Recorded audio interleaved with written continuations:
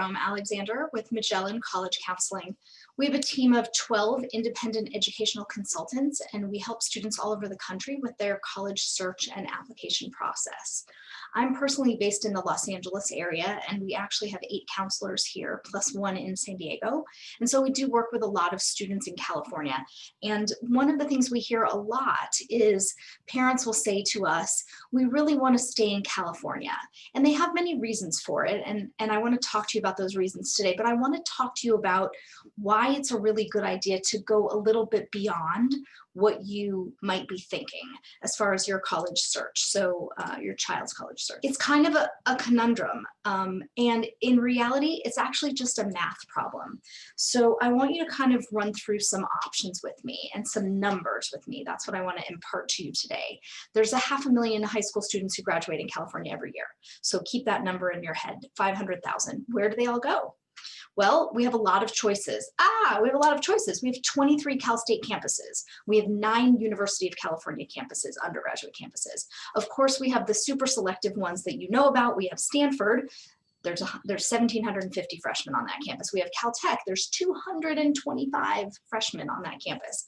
We have the 5 Claremont colleges, which are very, very selective, all 5 of them, and which are all very small. The total number of students on that entire 5 campus piece of land in Claremont is about 5,000 undergraduates total. So call it 1,250 freshmen. We have a whole bunch of religious colleges in California. Some you may have heard of and some you may not have. Obviously, University of San Francisco, University of San Diego, Santa Clara, Loyola Marymount, Pepperdine. These are the more well-known ones.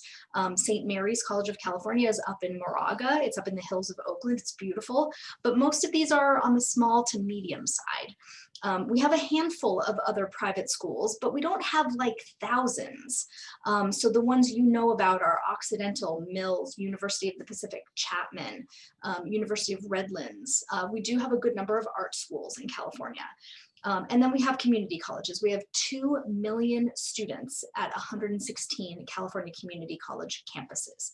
But I want to drill down into the numbers on the Cal States and the UCs a little bit, just so you have a good feel for what you are striving for when you put those UCs in Cal States, or some parents just really focus on the UCs. And here's the problem. The total enrollment at all 9 UC campuses combined, total enrollment, 226,000.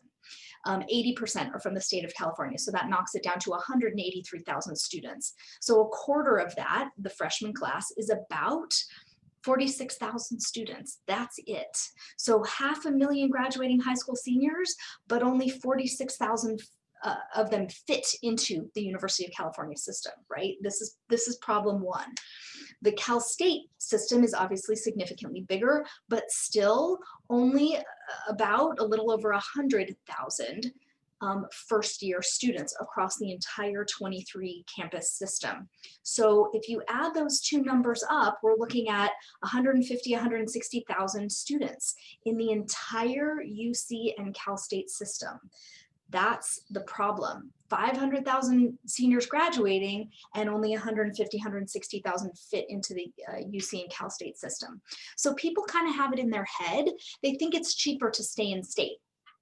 And it would be cheaper to stay in state if you could graduate in 4 years. However, the average 4-year graduation rate at the Cal State campuses is 27%. That means only 27% of students graduate in 4 years. Now, some campuses have a much higher rate. Some campuses have a lower rate. Cal Poly San Luis Obispo, for example, their rate is what it is because they have their students do internships and co-ops. So sometimes that sort of sloshes over past the 4-year mark, right? But it's still more than 4 years. And if you have to go another quarter, another 2 quarters, another year, you are paying extra for that. So this is kind of a hidden cost. And if they're not living in your house, you're still going to pay room and board no matter where you send them. The UC four-year graduation rate obviously significantly higher, but it's still quite difficult to graduate in 4 years, given that there are so many students and the classes are basically full. You know, you'll see the word impacted with regard to majors at UC schools and Cal State schools. No other college in the country has an impacted major. They'll look at you, if you ask what majors are impacted, they'll say, I don't know what impacted means. So California has some really specific problems. And so what's the solution to that problem? It's really a math problem, right? We have too many and too few spots. So I challenge you to ask yourself why you want your child to stay in California. If you think it's because it's cheaper, it's not necessarily. And if you think it's because they're not ready to leave home or you'd like to keep them close to home, those are different issues. But I would like to say, remember, when your child is a senior in college, a senior in high school, the point at which they're applying to college, they're still a year away from leaving the house for college. So it's not really about whether or not they're ready for college right now. It's about whether or not they're going to be ready in a year. Okay, so ask yourself why, and then be willing to think a little bit beyond what we have in California. The other problem with California, even if you go beyond the UCs and the Cal States, we have about 200, 220 colleges in California. It's literally 10% of what's available in the whole country. So there's a lot out there. And there's a ton of colleges that love California students. They will give scholarships to California students.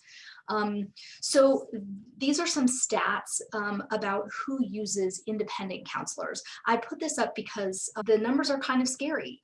Public high school students get an average of 38 minutes over all 4 years of high school with their high school counselor. So they might not get the robust help that you think they need to develop that list that would, create kind of a complete college application process. So it's okay to go outside and ask for help. We just suggest that when you do that, that you find someone who is properly trained. And I have a couple other blog posts on that, and I'll put some links and some questions that you might want to ask people that you are interviewing to work with your children. The student to counselor ratio in American public high schools is shameful. This is the average nationwide. In California, where I live, the average high school counselor is responsible for 680 students. So don't be surprised if the counselors at your student's school just don't have time to help them really delve into, who they are, what they're looking for, what kind of environment they would be successful in. So that's the kind of thing that we do. And if you feel like you need help with that, that's what we're here for. Additionally, because we have so much time to travel, to visit colleges, to meet with college admission officers, we have a really deep understanding of what's out there and who incentivizes California students to come out of state. And when I say incentivizes, I mean scholarship money, and I mean renewable, 4-year renewable scholarships. So if you need a little hand-holding, that's what we do. Our job is to calm everybody down. As you can imagine, a good chunk of that anxiety, both on your teenager's part, but probably also on your part, is, oh my God, what if I don't get in? And the balancing of the college list is really the solution to that what if I don't get in situation, right? Because if you have a balanced list, that means we know that there's schools on that list where we know you will be admitted, right? I can't promise you that you'll be admitted to any of the UCs, to any of the Cal States because of those numbers, because the California campuses are so impacted. So this is very frustrating, but families get, sometimes to the end of their senior year and they say, but I had a 1400 and I had a 4.3. How did I not get into UC Santa Barbara? Because Santa Barbara's admit rate is like 30% because they are very, very choosy about who they're letting in. They are not just plucking the top scores off the top anymore, especially not now. The UCs are now test blind, literally not even looking at testing. They're looking at grades. They're looking at course selection. They're looking at activities and essays. They do not look at teacher recommendations, right? So none of that personality gets to be injected in the process. Whereas if you apply to out-of-state colleges, you get the opportunity to have your student ask teachers and maybe an employer or an internship supervisor to submit letters of recommendation. So the process itself is very different. And that this is honestly why we recommend that California families look outside of California. So just wanted to give you our contact information. We've got lots of information on our website, magellancounseling.com. We post tons of free information on our blog. We post tons of free information on our Facebook page.